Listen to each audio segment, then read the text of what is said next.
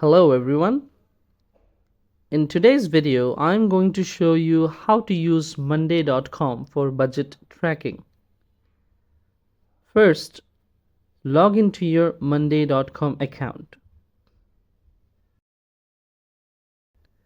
Click on Add and choose Templates from the menu. In the template search bar, type budget.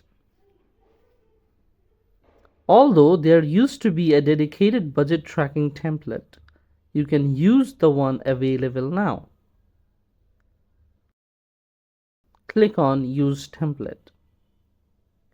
This will automatically set up the template with all the necessary automations, views, and workflows. Now, you will see columns and rows where you can input your budget information and calculate totals. And that's it. You can now track your budget easily for personal or business use. Thanks for joining us today. If you found this video helpful, please like and subscribe to our channel.